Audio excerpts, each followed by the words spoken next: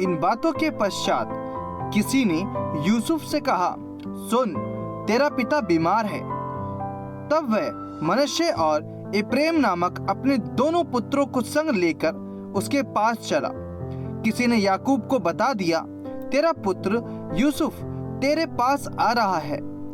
तब इज़राइल अपने को संभाल कर खाट पर बैठ गया और याकूब ने यूसुफ से कहा, सर्वशक्तिमान ईश्वर ने कनान देश के लूज नगर के पास मुझे दर्शन देकर आशीष दी और कहा, सुन, मैं तुझे फलवंत करके बढ़ाऊंगा और तुझे राज्य राज्य की मंडली का मूल बनाऊंगा और तेरे पश्चात तेरे वंश को यह देश दूंगा, जिससे कि वह सदा तक उनकी निज भूमि बनी रहे।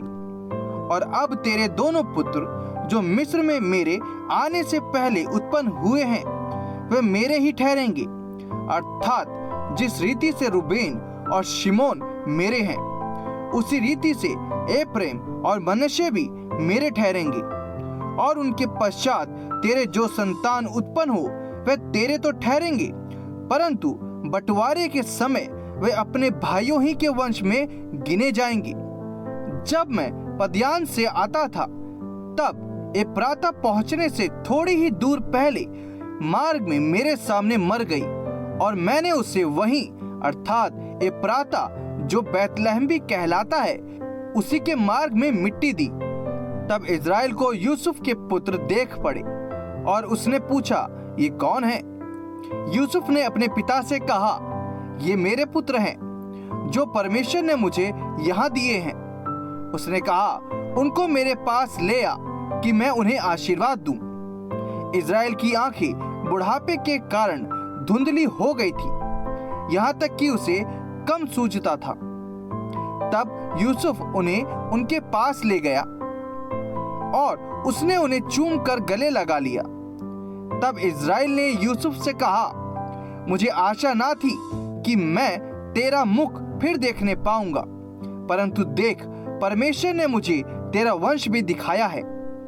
तब यूसुफ ने उन्हें अपने घुटनों के बीच से हटाकर और अपने मुंह के बल भूमि पर गिर के दंडवत की।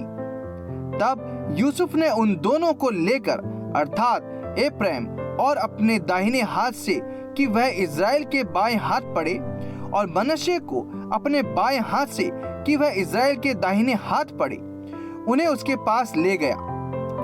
तब इज़राइल ने अपना दाहिना हाथ बढ़ाकर एप्रैम के सिर पर जो छोटा था और अपना बायां हाथ बढ़ाकर मनश्शे के सिर पर रख दिया। उसने जानबूझकर ऐसा किया, नहीं तो जेठा मनश्शे ही था। फिर उसने यूसुफ को आशीर्वाद देकर कहा, परमेश्वर जिसके सम्मुख मेरे बाप दादे अब्राहम और इसहाक चले, वही परमेश्वर मेरे जन्म से लेकर आज के दिन तक मेरा चरवाहा बना है, और वही दूत मुझे सारी बुराई से छुड़ाता आया है।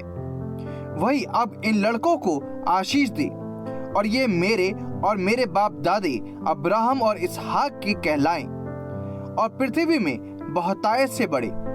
जब यूसुफ ने देखा कि मेरे पिता ने अपना दाहिना हाथ एप्रैम के सिर पर रखा है, तब यह बात उसको बुरी लगी। इसलिए उसने अपने पिता का हाथ इस विचार से पकड़ लिया कि एप्रैम के सिर पर से उठाकर मनश्शे के सिर पर रख दे।